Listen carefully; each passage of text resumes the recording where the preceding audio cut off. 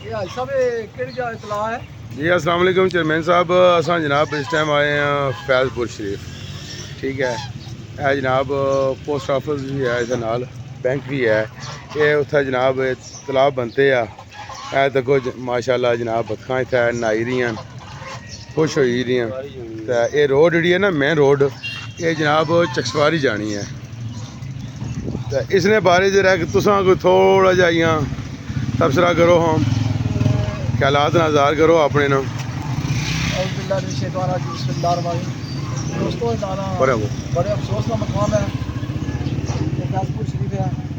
Union council Chaudhary Qasim मजीद साहब का भाई घर भी इतना इतना रहने देने से बड़े अफसोस का मकाम है। जो साहब अगर तुम दावे करने हो भाई असा पूरा नाम इलाका पैर से नहीं रहा कि फैज़पुर शरीफ है, यहाँ महल चौक है, इतना दूसरा बचपन फार्म बनी गया नहर रोडा पर कोई थोड़ा जा गैर तो चिड़ियाँ बंदे की वही नाला या अपने यूनियन कौंसिल लोग क्या कराए जैसो इस तरह ना बोले कितनी बजरी पैनी है भाई के नाम से कमे सब मंत्री एग्जाम का बचाओ क्या के नाम रोकना रास्ता ना कोई ऐसा गड्डी क्या ना जो खड़ी सके तो लोग जाने किस तरह अवसर ट्रांसपोर्ट की गड्डियाँ भी प्यादल निकले रास्ता बारिश ज़्यादा होनी है तो मुझे मुश्किल है।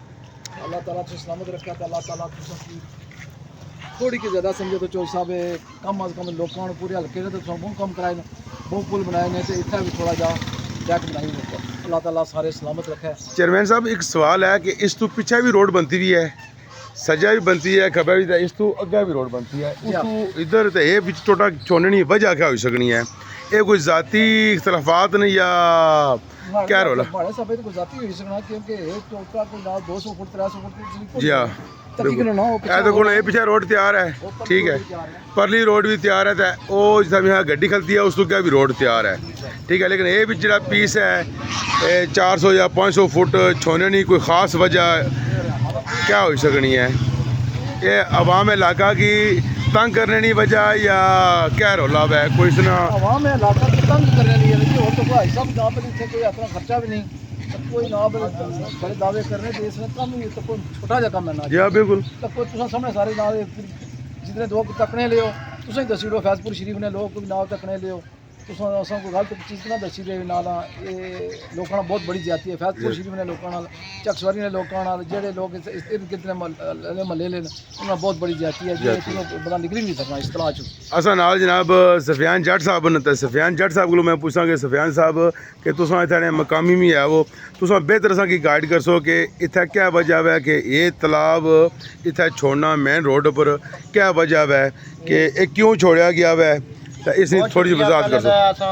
एक्शन कमेटी शुक्रिया करने जनाब दा जेह्ड़े फैज़पुर शरीफ आए साड़ी यूनियन कौंसल इतना अच्छी जनाब साढ़े को आए जनाब अज मीटिंग वास्ते।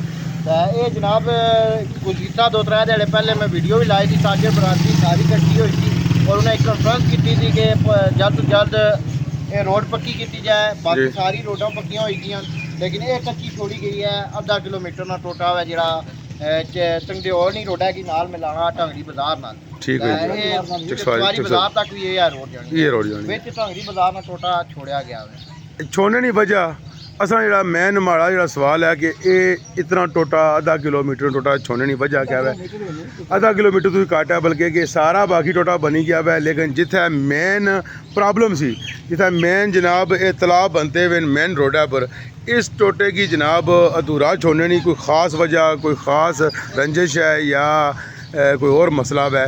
क्या रोला है? इंतजामिया बाई सकनी है या जेडे महकमा शहरात वाले बाई सकने पर टोटा जल्द तो जल्द पक्का किया जाए क्योंकि अवाम की बड़ी मुश्किलात होनी जिला खास करी जुम्मे पर नमाज पढ़ने तो नमाजी जाने बाजार वाले उन्होंने प्रॉब्लम होनी है। नाल फैज़पुर शरीफ आस्थाना भी है और जोड़ा शख्स गुजरना है और मोटरसाइकिल ने कई एक्सीडेंट होए नहीं था इस पानी नहीं वजह ताजरा बहुत बड़ी जाती है ना, ताजरा जाती है जितने ताजर लोग बैठे भरा साढ़े बैठे इतना लखा टैक्स देने बेशक सालाना टैक्स देने ताजरा जाती तो गाहक तो जे नहीं सकना। और मेन चीज़ देखो कि इतना अलाइट बैंक भी है नाल HBL बैंक भी है, ठीक है, पोस्ट ऑफिस भी है, लेकिन उन्होंने सामने बिल्कुल जनाब ये जनाब तकी किनो के तालाब बनते हैं इतना रोड पर ताजर फैज़पुर शरीफ ने असा इन्होंने शाना बशाना नाल खलते हैं। अगर इसकी फिल फॉर नाल कंप्लीट नहीं किया जाना